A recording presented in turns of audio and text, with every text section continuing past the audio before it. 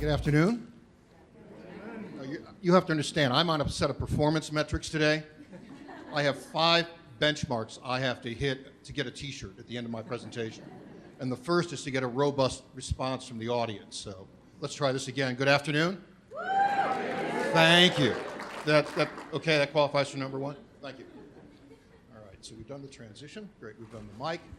I'm pleased to be here this afternoon in Louisville, but and that's number 2. I'm supposed to say that, right? My presentation today, we're going to talk about 7 challenges for online ed. My background is I sometimes say a defrocked academic that gets into some shady areas. It was all safe touch, honest. That's a bad joke, I'm sorry. Some of you got it. I lost a point for that, didn't I? Okay.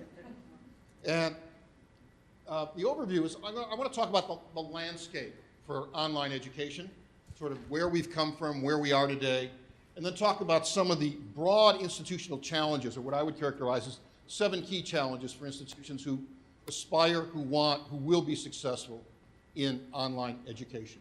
Many of you are involved in these challenges. Many of you have met and surpassed these challenges. Some of them were some of the challenges that we heard about in the last hour as David, Steve, and Dave were talking, and Todd as well, about some of the issues that confront your institutions and American colleges today. First, we're going to do a pop quiz. We're going to do a pop quiz. So we don't have clickers. That may be a good thing or a bad thing. How many of you care about confidentiality as we do this? All right, because the way we can do this confidentially, of course, is you take your left hand, put it over your eyes, and raise your right hand. Hold, but we'll wave the wand. You will all be under non-disclosure, right? Okay, yes? Thank you. All right, so the first item is, how would you assess the quality of the online programs at your campus? Not as good, about the same, or better than the traditional on-campus program. How many say not as good? Nobody's looking at your name tag. How many of you think you have a way to go, that you need to do much better than you're doing? Okay. How many of you would say it's about the same? And how many of you would say it's better than the on-campus program? You, ma'am. Please, help me out. You are? Mary Grove College, Diane Brown. And your title is? Director of the Master Narrative Teaching Program. All right, so you were the first person I saw to have your hand up. We get an extra t-shirt? Okay. You said yours is better. Why? How do you know? I've taught in the on-campus program, and I've taught in the online program, and I run the online program. Okay, so it's not, yeah, so you are the person responsible. Right. Okay. I made sure that the online program is better than anything I've taught. No, how do you know? You're telling me that you're sitting on top of you're responsible. Do you have data? Are you sitting in all the online classes? Are you online at 2 o'clock in the morning when students are there? When you say you know, when you've made sure, how do you know that that program is better? Well, I've been over the course development, Mm-hmm. and I go into the classes constantly to check them. Okay, so you're directly engaged. You're directly engaged in some of that. Great. Who else had a hand up for being better? It's okay, it's safe. Thank you for willing to. Who else had a hand up? You had a hand up. Yes, sir. He's pointing at you. Why are you pointing at him? Are you at the same campus? No. You're setting him up as a sacrificial. Okay, you are? Bruce Gillies from California Lutheran University. Oh, I'm down the street. I live in Sherman Oaks. Very good. So we could have been on the same overnight flight. I drove. You, good for you. It's a long drive. I hope you had air conditioning. All right, so you had your hand up. Your online program is better. Right. Generally speaking. Generally speaking. How do you know it's better? Well, we have end of class evaluations, and I compare the end of class evaluations across the online and the traditional classes. Okay, so you're asking students if it's better. That's correct. Okay.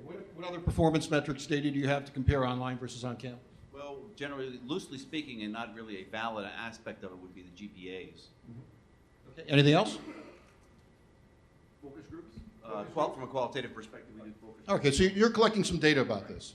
Do you folks realize how rare it is to collect data on these issues? For the most part, we're putting fingers up in the air, or we're generally, if you look at large surveys of provosts and others involved in online programs, for the most part, we are saying, yeah, we think they're about the same. And but But the provost, particularly the Babson Study Group, the Sloan Group, that's done a lot of this work over the last decade when they've asked provosts, comes out about the same. And the question you have to ask is, how do you know? Question I asked the two folks who were willing to do this. Knowing is a key part of this these days.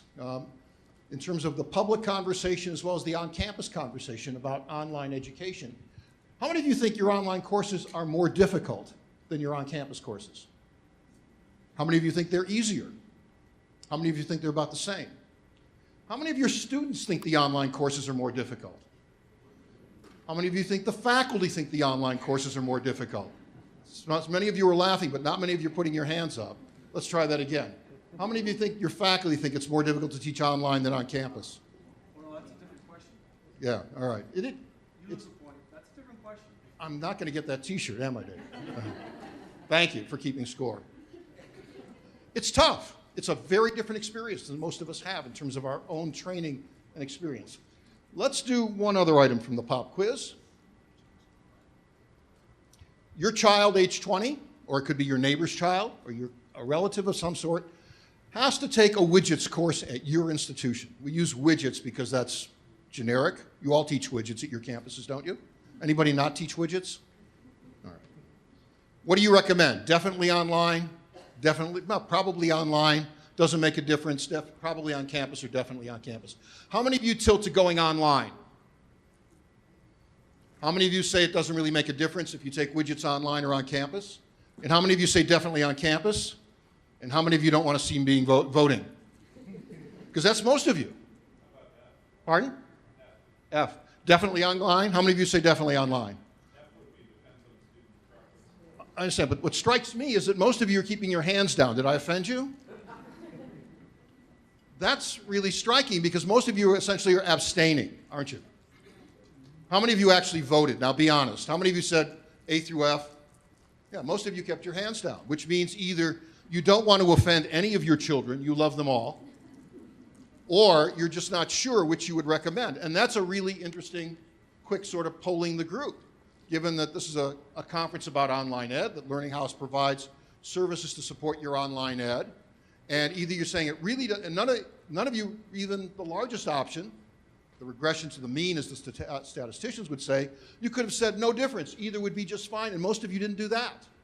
Why is that? Why didn't, I need to find somebody else. Who didn't vote? I'm sorry, you are? I'm Victoria Walker, instructor at Midway College. I'm trying to figure out what a widget is. A widget is one of those little things you add on. No, I'm talking, oh, okay. I'm using widgets to say you have introductory psychology, accounting, well, you wouldn't teach organic chemistry online. But I'm saying you're teaching a course, and I'm using widget, just any topic, generic. Okay, let's try the polling again now that we've defined widgets. Was that an issue for many of you? All right. How many of you would lean towards online, on campus in terms of making the recommendation? How many of you would say it doesn't make a difference? Yeah, see, the data have been compromised because I took you all to task. And then how many of you would say leaning or definitely online? Okay, that's very helpful as well. So there's a lot of assumptions about what's going on with online education in the country and at your individual campuses. David alluded to it earlier that if you're here, in all likelihood, you are the advocate for online, or you have responsibility for managing the online program at your institution. But there are, I think it's fair to say, both on campuses and in the public conversation, a lot of elephants in the room about online. So let's get rid of some of those elephants very quickly. The first is the unfortunate dichotomy, or tension, I think, between high tech and high touch. Some of you may remember John Nabrett's book, Megatrends, 1982, the tension between high tech and high touch, each having a reaction. Unfortunately, I would argue that in education, we have set ourselves up, or we have allowed ourselves to be set up in this tension between it's either high touch, the way most of us experienced college or elementary school or high school, and high tech. And that it's either one versus the other as opposed to points on a continuum. In fact, what we know is I suspect that as we've talked about the technology over the past 4 decades with the arrival of microcomputers in the 1980s, and then on into the internet in the 1990s and the 2000s and mobility now. It's what we're really looking for in various ways, contextually, as opposed to prescriptively, it's not one size fits all, is some way that we can say we're looking for tech-enabled high touch. What does the technology allow us to do? And what do we go back to do that requires the high touch? The student engagement that was talked about earlier in terms of some of the survey data. How do we find that fulcrum, that equilibrium that works for a particular college, for particular students, for particular programs? Let's talk about elephant number 2. How many of you believe this? Technology saves money. Any of you saving money with technology? Good, bad, or otherwise. Let me find out. Any of you economics professors or have been economics professors? 1, 2, 3. Leave, please. Good, bad, or otherwise. Most of us have sat or slept through introductory economics. Not your classes, of course. But we have kind of a layperson's understanding of the relationship between technology and productivity at large. And a lot of that, of course, comes from our understanding of technology and productivity from the Industrial Revolution. Some increment of technology improves productivity. Remember, there are 3 qualities of productivity. One is we can produce the same product at a lower cost with some increment of technology, product or service. 2 is the cost is constant, but the quality goes up. And 3, the best of all possible worlds, is the quality goes up and the cost to produce that product or service goes down. The problem that we have in education when those metrics are brought to us is, first, even though we train the economists, economists have, unlike academics, 1, an agreement about the definition of productivity in the economy at large. How many of you want to attend the faculty meeting for the conversation about academic productivity? There's a couple of you. Folks, you're making this very hard. I'm not sure it's because I'm from California or I'm 3 hours behind. Let's try again. How many of you want to be part of the long faculty conversation about academic productivity? Often there's a tension between how the faculty would define it and administrators would define it. Second, we don't have an agreement about what data to bring to that conversation, unlike economists who have real definitions of real data to use when we talk about productivity in the economy. And what we have found is that the expectation that technology will increase productivity hasn't always been met, or technology will save money hasn't always been met. What we know is that technology is now part of the infrastructure of higher education, not just in terms of administrative systems and services, but the instructional expectations of students and faculty. And that's a real cost. And we haven't found a way to leverage that cost because it's not just the hardware and servers and software, but there's also people costs in that, because most faculty are not trained to write code. Most faculty are not instructional designers. We know how to put together a lecture. We don't necessarily know how to put it on screen in HTML or a learning management system or add some of the bells and whistles. So it has been an elusive quest for productivity in higher education, even as elsewhere in the state legislature, among our boards. We saw some of this play out in the situation at the University of Virginia recently. There's some of the email trail that suggests that Virginia was not moving fast enough to do technology-enhanced learning that would increase productivity and bring down costs. We've not seen these kinds of gains that we have seen elsewhere in the civilian and the consumer and corporate sectors. Third, online is as good or as better as on campus. We've sort of talked about that when I was down on the floor a little bit. The assumption we don't know, or we have a lot of inferential data for the most part, and we have mixed evidence. Context, as somebody said earlier, really makes a huge difference in terms of understanding the issue of quality, in terms of understanding the issue of learning outcomes. And one of the problems is because we historically, operationally, typically honor and respect the autonomy of individual faculty members, it may be that 2 faculty members are teaching the same course, and they do and have different syllabi, and they may have different tests. And the only way we necessarily know if faculty member A is doing a better job with that content than faculty member B, we can look at the grades, we can look at the students, but often it may not be until it's the second course in that sequence. Calculus 2, Chemistry 3, Geography, Geology, whatever it might be, particularly in the lower division courses, that we say, well, what class were you in last term? Who taught you? Who was your instructor? And inferentially, many of us make the assumptions that, oh, so-and-so does this exceptionally well, and so-and-so is known not to do that as well as we would like him or her to do that. So we've got mixed evidence about these issues. Finally, how many of you believe today's students 18 to 68 are tech savvy? You know, there's just like digital natives just get this stuff. They're born with this stuff. I'm not seeing a lot of hands. I want a couple of wild cards on this, David, because this is not a cooperative group, okay? Very different. You told me they would be very friendly. You promised. Let's try again. How many of you believe students are tech savvy? How many of you don't think they're tech savvy? I'm with the latter group. Googling, gaming, texting, and Twittering are not a portfolio to help you get through college. I get 2 points for the applause. The GGTT formula just doesn't work if I'm knocking on your door and say, hire me. Or it doesn't work at that bottom part of the resume saying, I have well-developed Googling, gaming, texting, and Twittering skills. By the way, is anybody Twittering or blogging on this presentation today? Don't report that the audience, was not participating. This is a big issue. And this is a huge issue for online education programs. Why? Because you need a base level of skill to go online before you can go into the online class. And increasingly, what we see and what we know is that campuses that are smart about this in their checklist increasingly tell students, you need to be prepared. This is what we will do. This is what you need to do. Here's the checklist. Do you have a high-speed connection? Be sure you're not running a 10-year-old operating system. Here are some basic skills that you need, and if you can't do these, your own checklist, our checklist of what we know students need to succeed, you're going to have a problem. We will offer you online tutorials to take you up, to get you to that base level to make it work, because otherwise you're going to be lost. You're dead before the class begins if you don't have this basic technology skill. GGTT doesn't work.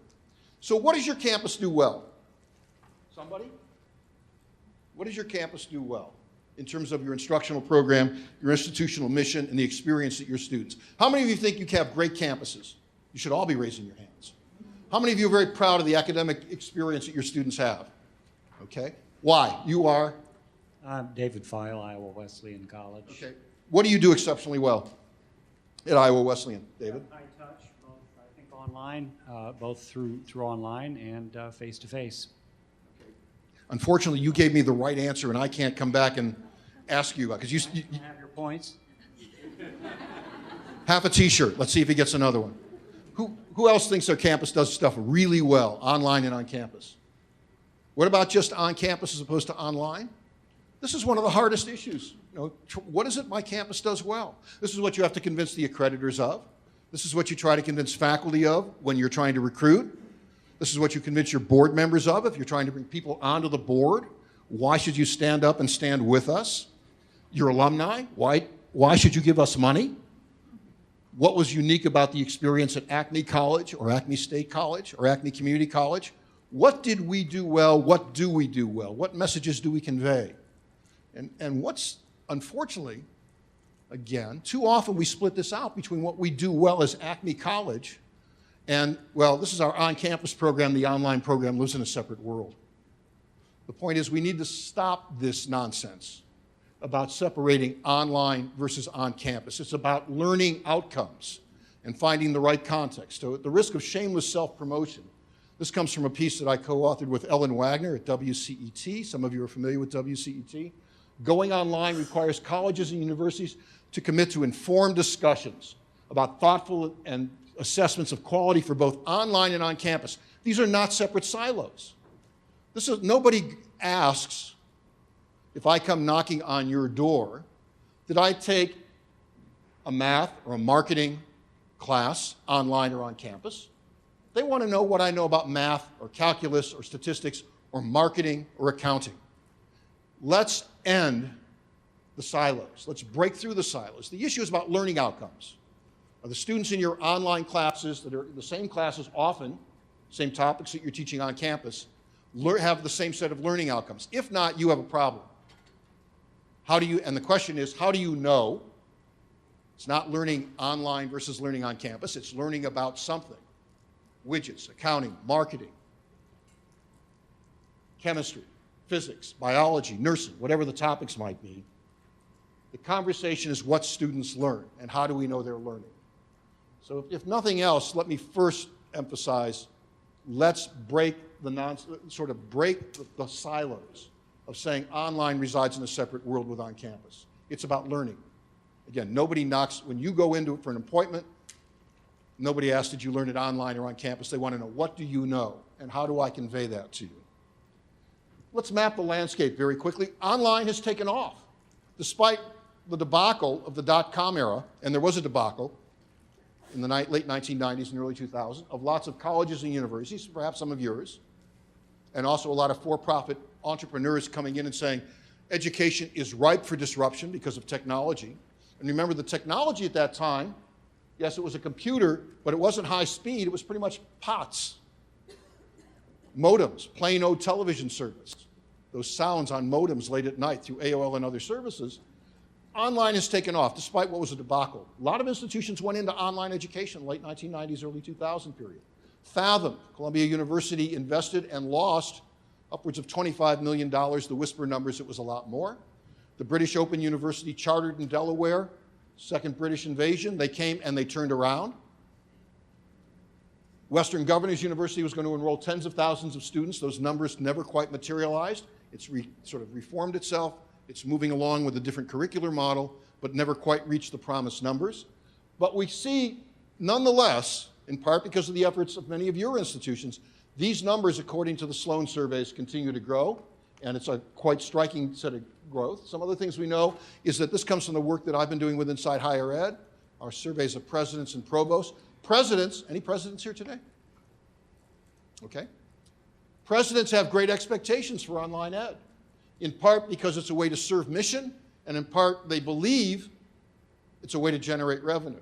But what our data on these surveys suggests is that it's not clear that presidents understand the development and support costs. Just because you have syllabi, servers, and people sitting in front of screens, that in and of itself is not a business plan for launching an online program and making money.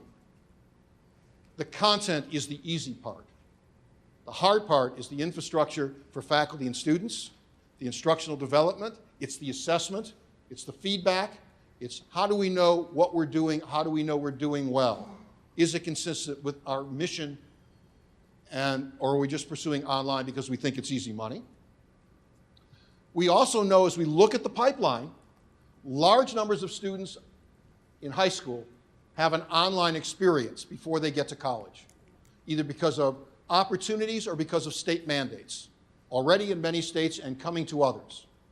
This is part of the landscape as well. Do the overlay between where you are and your student base against the states now, Alabama, Florida, Michigan, others that are coming in this way, Georgia, Idaho, others are going to come into this area as well. And it's not just advanced placement courses. And it's not just courses for the students who don't want to be in high school. And it's also, as many of you know, it's a growing number of students who are homeschooled for whatever reasons.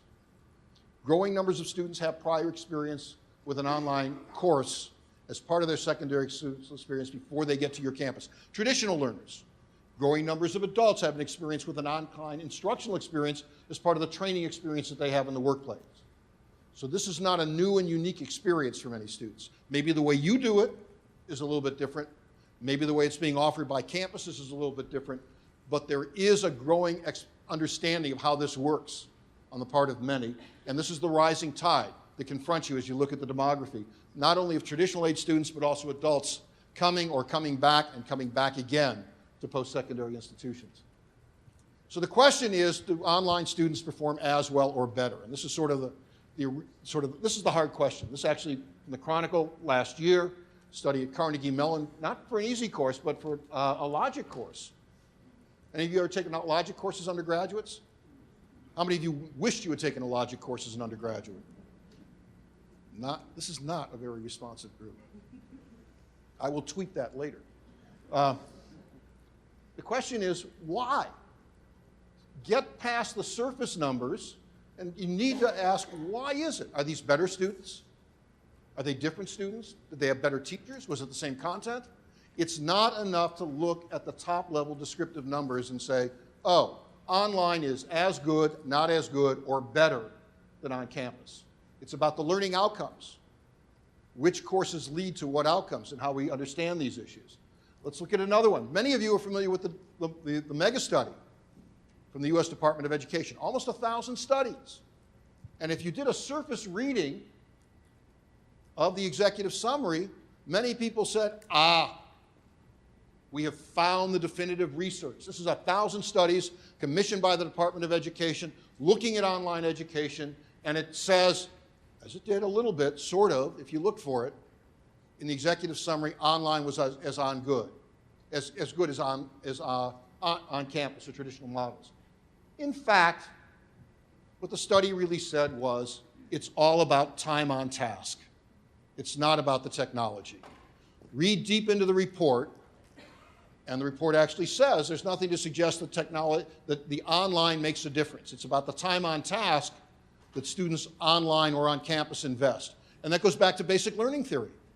The more you invest of your personal time and personal commitment, the more likely you are to succeed, master material.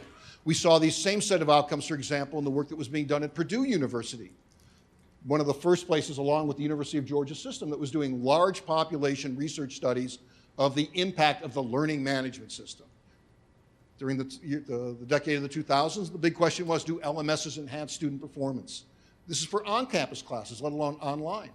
And does the LMS make a difference? Well, finally, we got some big data studies that were done well with multivariate analysis, and the work at Purdue and Georgia said it's time on task. The really bright students who spend more time on task do better than their counterparts. The students with a history of less desirable academic performance, the struggling students, if they spend more time on task, they will do better. And what the LMS does, other than a way of presenting material to students, it's the equivalent of a big supermarket scanner, because it gives us the one unobtrusive way to get real-time data, or the closest thing we can get to real-time data about how students spend their time. Yes, they can keep the windows open while they multitask and do other stuff. But we can get a lot of really useful, unobtrusive data about what students do when they study because of the use of the LMS system. And we're seeing through the analytic process a number of campuses of taking that transactional data, the same way the supermarket takes the transactional data, if you're buying vegetables, or if you're buying beef, or if you're buying Pepsi versus Coke, and they're feeding that back into their own analytic work and then couponing you the same way. We're seeing a number of campuses beginning to coupon students.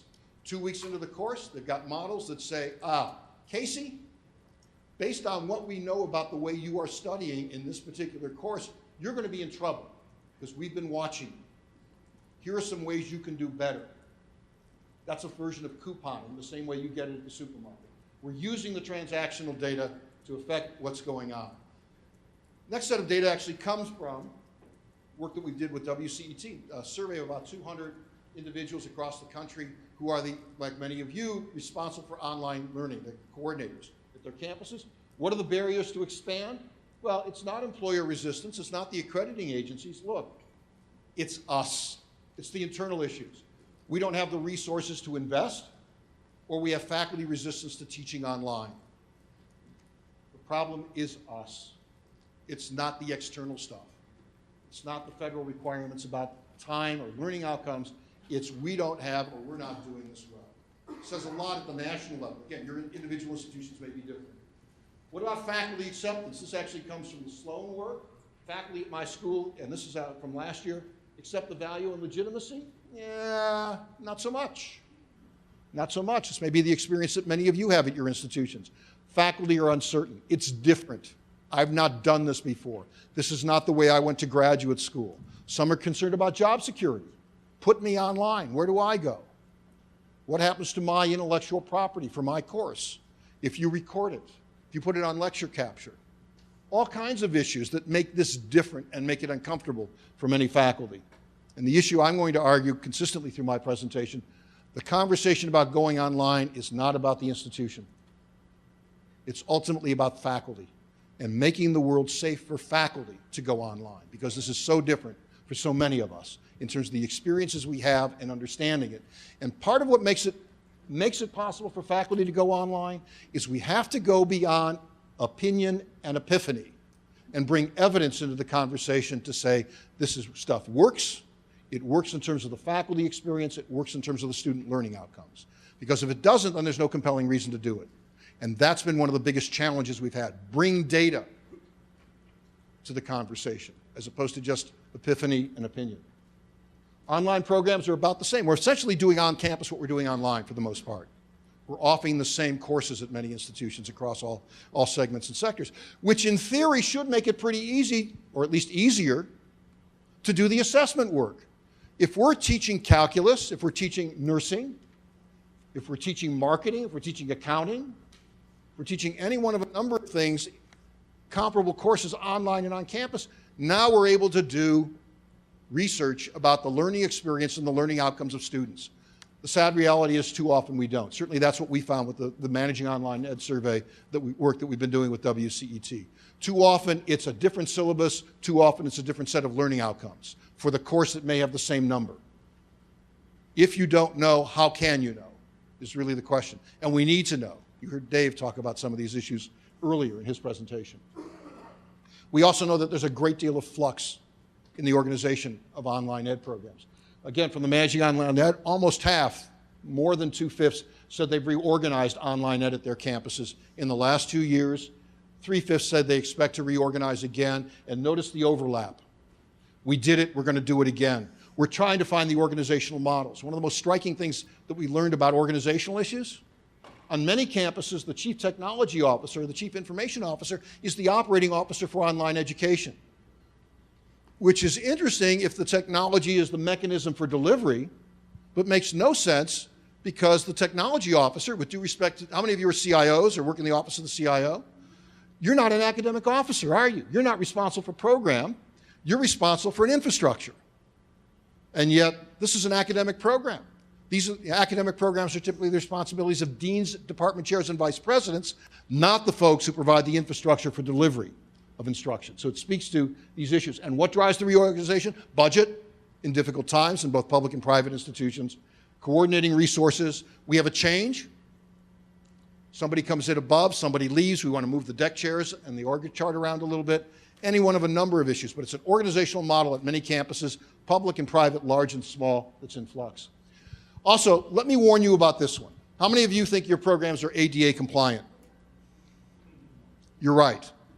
And this is nothing more than an invitation to a lawsuit in terms of being ADA compliant, in terms of your online programs.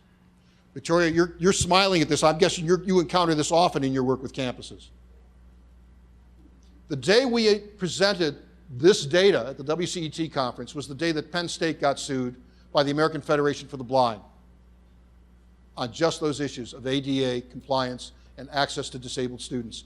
Those of you who are serving or intend to expand your I'm going to get to questions at the end, sir. Those of you who are serving or intend to serve service personnel who are coming back from the theaters, who may be disabled, this is a big issue. This is a legal issue. This is law of the land. And that you can't leave this to individual faculty members. This is not the responsibility of a department chair. This is a lawsuit waiting to happen for many of your institutions if you're online and you're on campus programs, in terms of the presentation of content on a website or anything else, are not ADA compliant. If you take nothing else away from my presentation today, take this one. This is the lawsuit. This is the time bomb awaiting almost everybody who goes online. Finally, the issue of tech support. How is it that you can only run what we used to call banker's hours, if you have gray hair like mine, closing at 3 or 4 or 5 in the afternoon or 6 in the evening? Because what do we know? Online students are online not at 2 in the afternoon. Many of them are online at 2 o'clock in the morning. Who's there to answer those assistants? When I visit campuses and I speak with the coordinator, somebody will take me aside and say, I want you to look at this sheet that we give to our online students, because we figured this out. We've been through the painful process of helping students prepare. I look at it, you have the right software, have the right hardware, high-speed internet connection, and I go through the list and I say, well, wait a second, something's missing. And they look at me, no, nothing's missing. We've gone through so many iterations, we've had so much pain, we've gotten lots of feedback, we talk with our students, we talk with our faculty, nothing's missing. Believe me, something's missing. Okay, smart guy, you're the consultant, tell me what we're missing.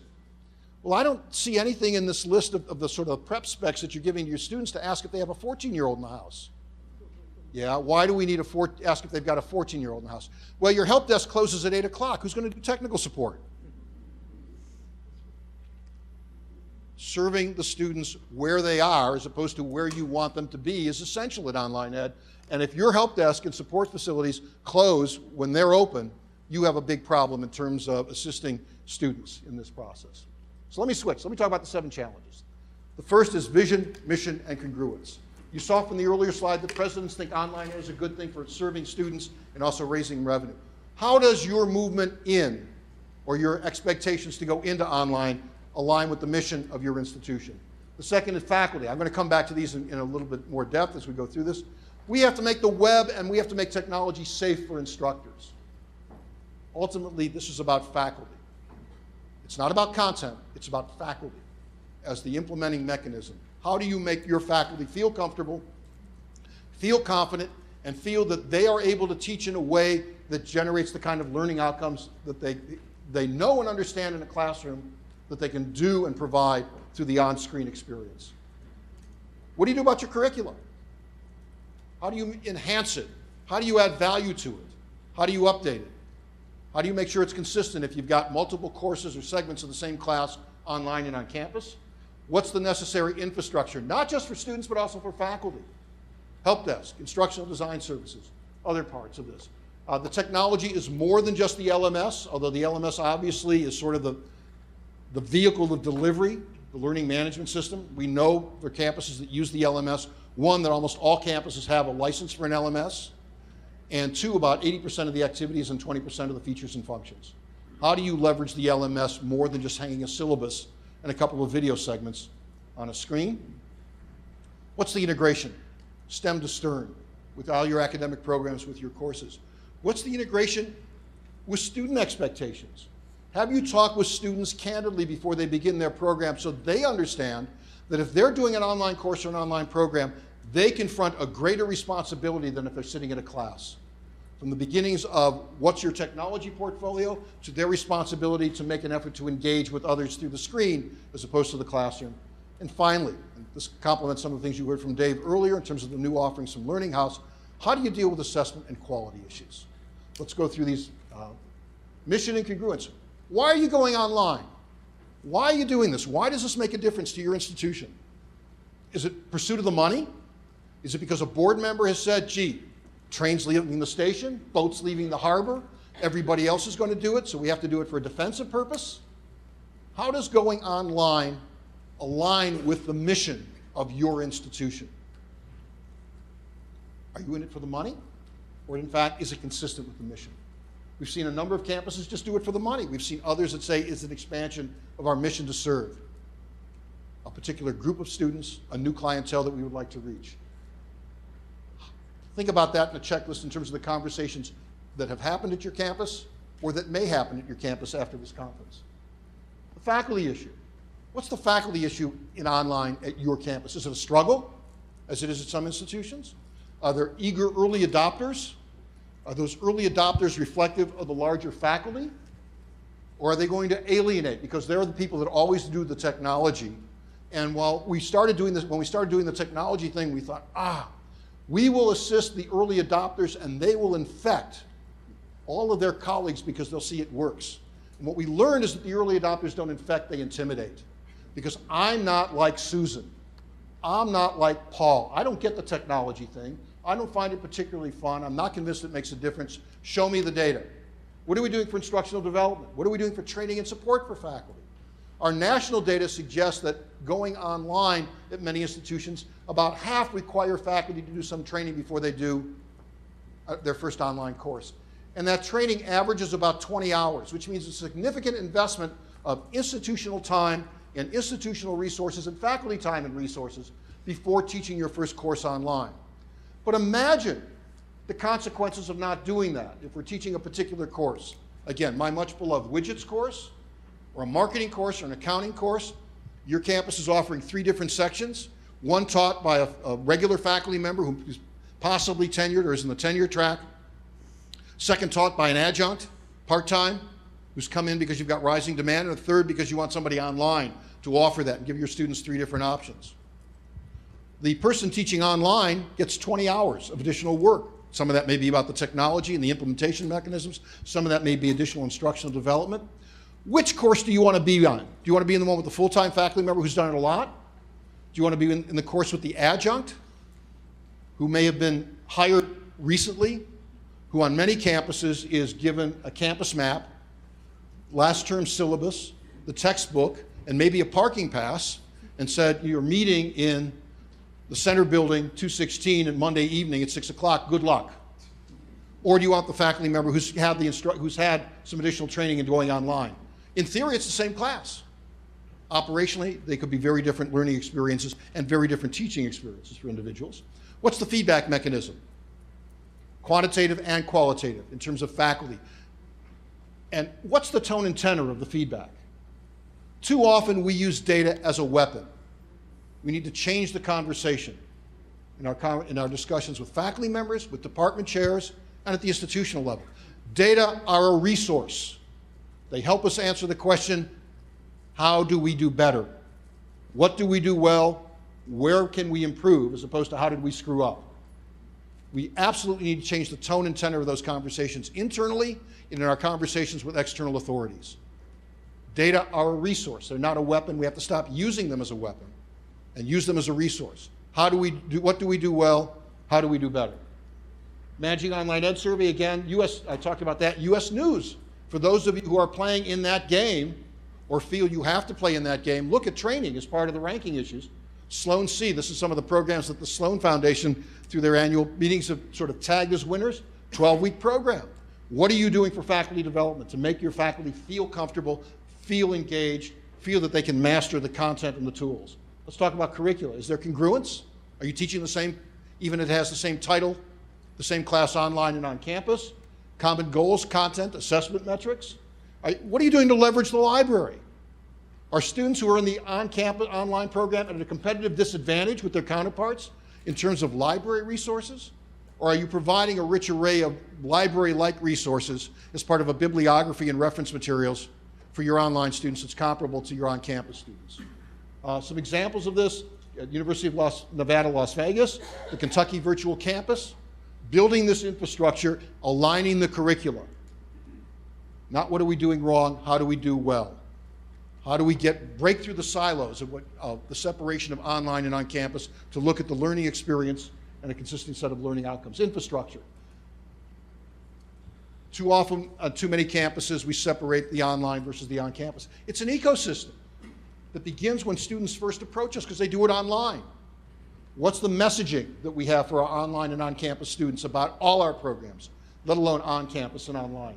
What are we doing about services and resources? From that first point of self-assessment, if you're going to succeed, here are some self-assessment tools. What's your portfolio like? Where do you have to be based on the experience of our other students? What's the student infrastructure? Are you building communities of online students in particular programs, let alone individual courses? Instructional support for faculty, for design, for other assistants. Again, most of us are not trained in these issues.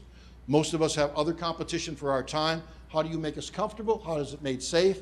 How do we know that the stuff works? Again, US News, again, those of you who are captive to that rating process, online, the top-ranked programs offer extensive career and tech support. Tech support for students and faculty and career support for students. University of Maryland, 80,000 students, and University College, 80,000 students. You've got to build infrastructure to make this work. It's not just about throwing content on the screen. Content is the easy part. If it's Oprah's Book Club for a moment. How many of you know about Oprah's Book Club? Credit Miss Winfrey. Absolutely, credit Miss Winfrey with doing a tremendous job for being a catalyst for providing a reason for lots of Americans to go buy books, literature, trade titles. But I can't walk into your office with my punch card from Barnes & Noble or from Amazon and say, I'm a member of Oprah's Book Club. These are all the books I've read. I'm a liberal arts literature major. You've got to provide an infrastructure, not just, that's content. It's the other stuff that you also have to provide as part of the infrastructure. An assessment. The technology is an entitlement today. How many of your students come to campus, your ground program, say, where's the mobile app? Why is it that I can land at almost any major airport in the country, turn on my smartphone, I can find half a dozen apps to help me navigate the terrain, and I still can't do that at about half the college campuses in the country. Mobile is not about the LMS. Mobile is about moving the bookmarks in your portal to buttons on a smartphone. And we know for both the traditional student population as well as the adult population, the percentage of folks who own smartphones is rising. and they expect these services. What's your technology infrastructure? It's an entitlement, much like having wireless, not just for my one device, but for all my devices. If I have more than one device, are you prepared? Do you have it built out? Looking beyond the LMS, what other resources do you have? Are you doing lecture capture? How many of you are doing lecture capture? How many of you are making those libraries cataloged and available? How many of you are looking at lecture capture? Our numbers of CIOs that say overwhelmingly they look at lecture capture as an increasingly important part of their technology library, their learning library. But it's in a takeoff point. Right now it's about 5 or 6% of classes, typically lower division undergraduate classes. But it's good. It can be good stuff. It gives students a sense of control over content. I can go back. I can go review. It's not a way to avoid class, so the faculty understandably are concerned about that. What are you doing beyond the LMS? It's IT support, as I continue to say. What are the self-assessment tools?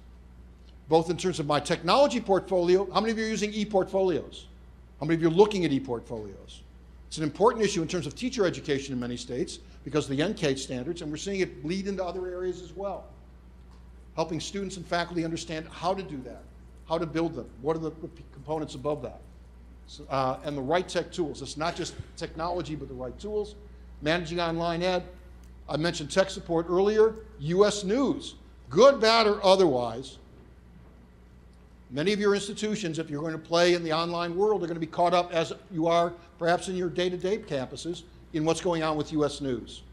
You may not be happy about it, but ultimately you may, and one way or the other, you're probably going to be captive to it. You're going to have to look at their criteria, as unhappy as you or your faculty or your presidents and provosts may be about it.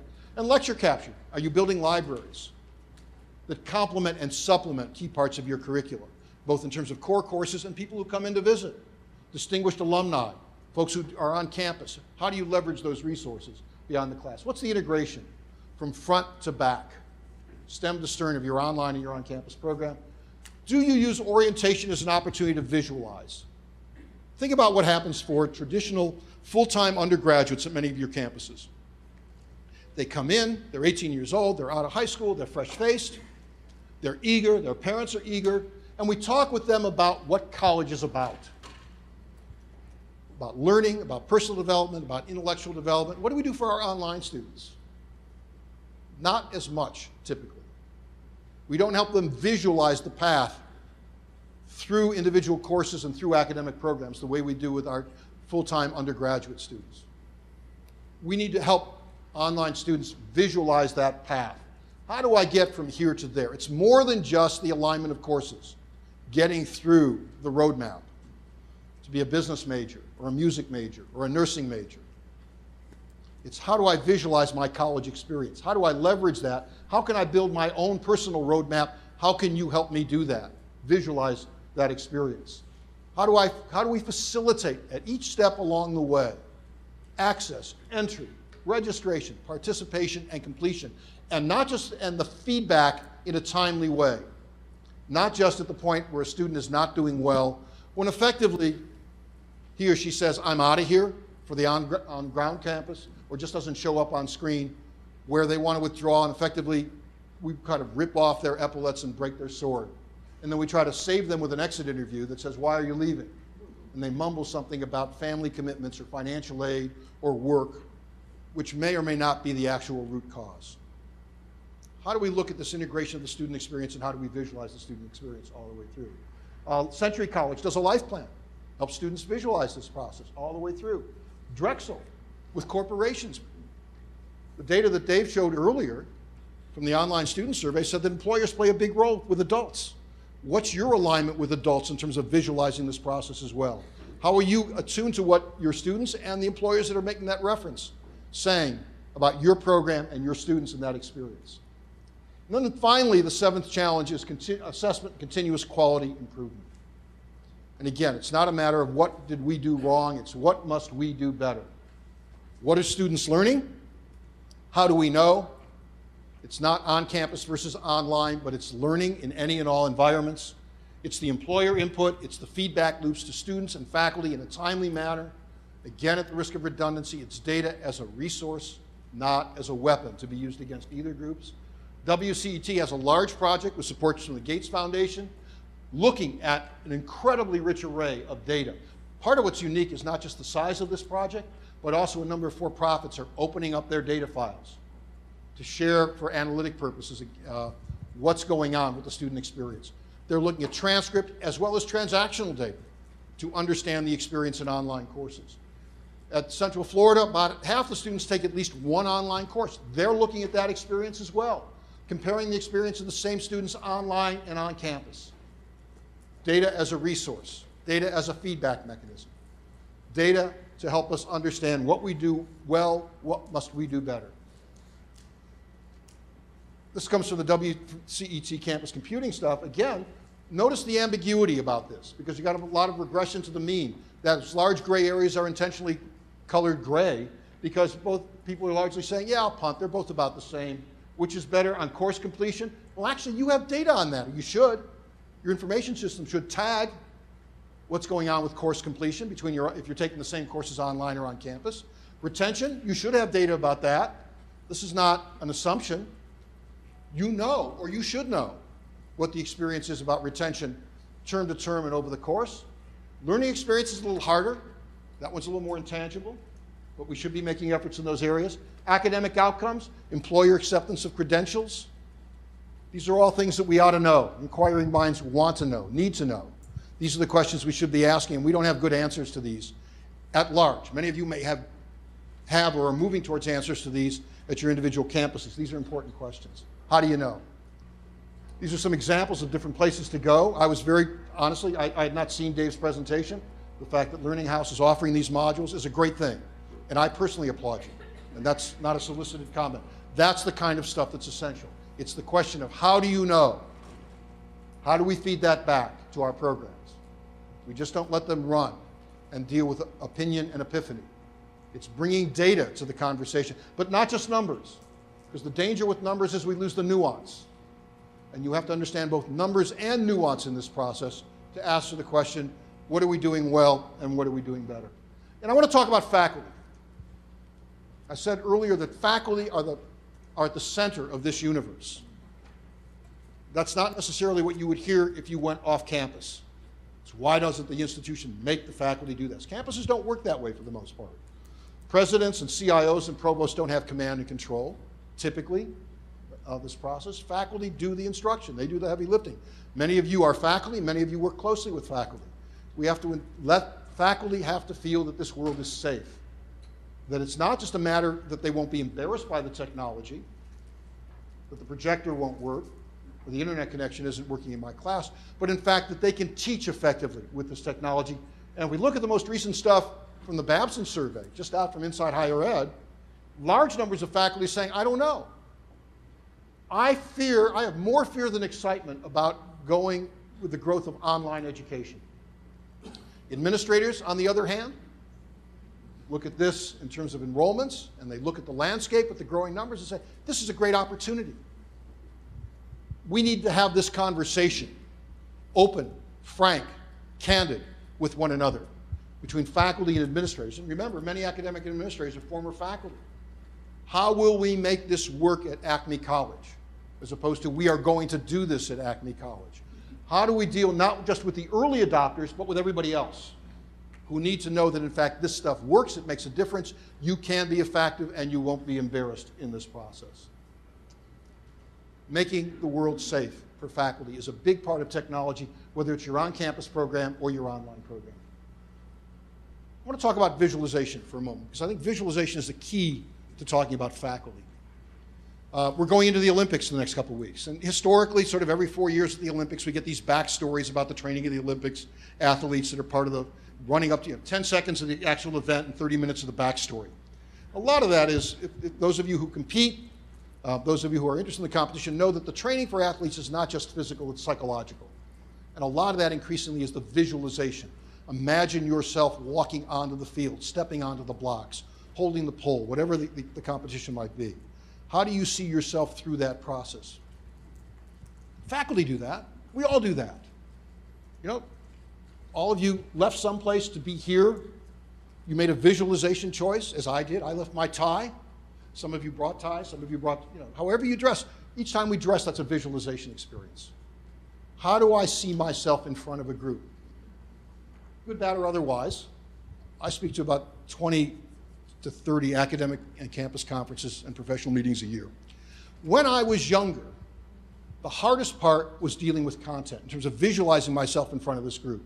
Because when I was younger, a long time ago, you know, this is how we all showed up, gentlemen at least. You know, we wore dark suits and red ties. Red ties? Yes. We'd wear dark suits and red ties. That was the uniform. So we didn't have to worry about attire. I could visualize myself that way.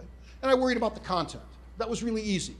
And there was no technology. Maybe we had power, you know, we had bad graphics on foils that we ran through the copy machine. If I wanted to send a message to you as part of my visualization plan for being here today about my life as an occasional faculty member, I might visualize myself a slightly different way. I would be wearing academic regalia, tweed jacket, khaki pants. If you turn me around, there'd be a chalk stripe on the back of the jacket, right? We know that creature. But that's another way I could visualize myself, and I would be sending some subtle messages. Like, he's one of us, he gets this. Alternatively, in a prior life, I was once the vice president of a now dead.com.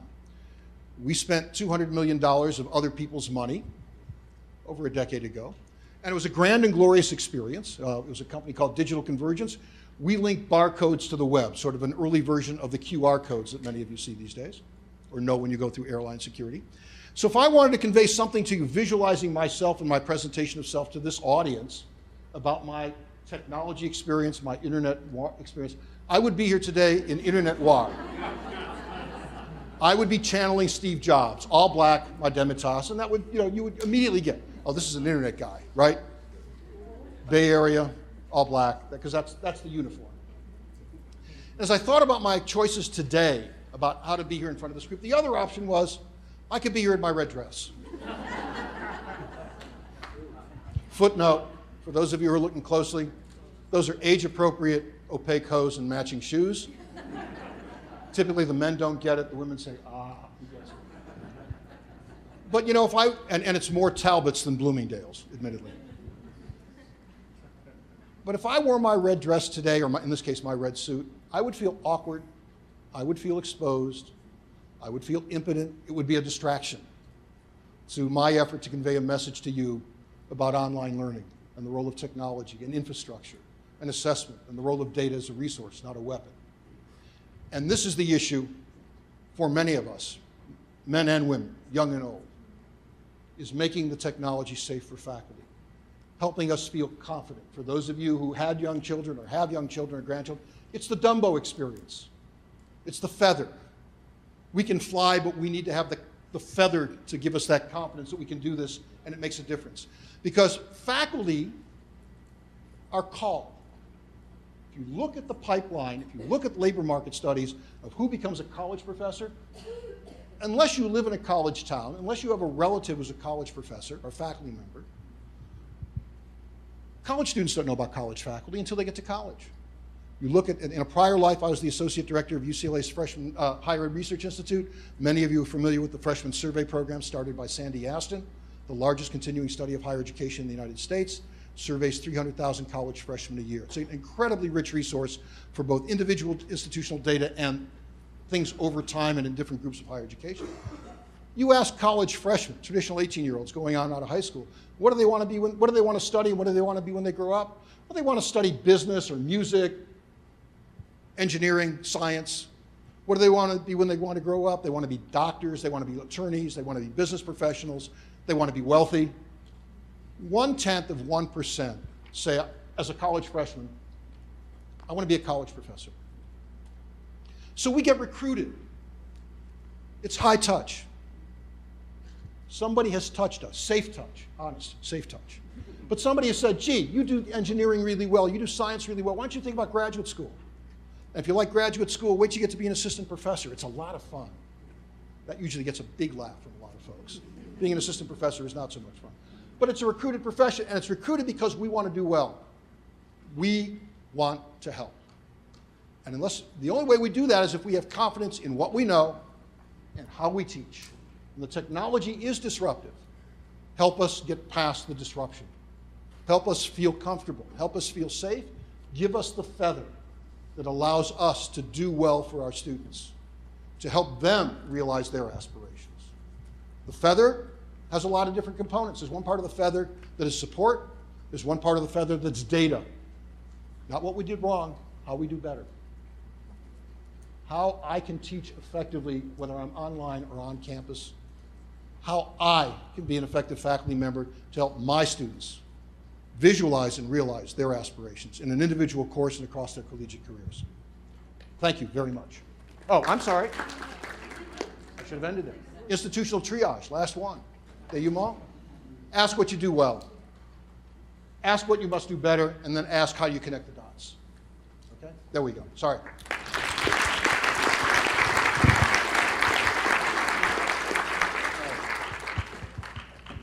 David's signaling that I have to take a couple Q&A to recover the points I lost on my quest for that T-shirt.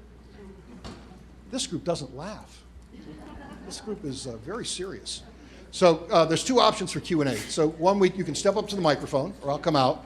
Also, in the breakout sessions that follow, I'm hosting a small, it's an open mic option as well. So if you want everybody to hear your question, this is the time. If you want only a small group to hear your question, come back after the break to wherever the other meeting group is. Any questions? Let's see. Going once. Everybody's rushing off to the break in their cell phones, checking their email. Going twice. Sir.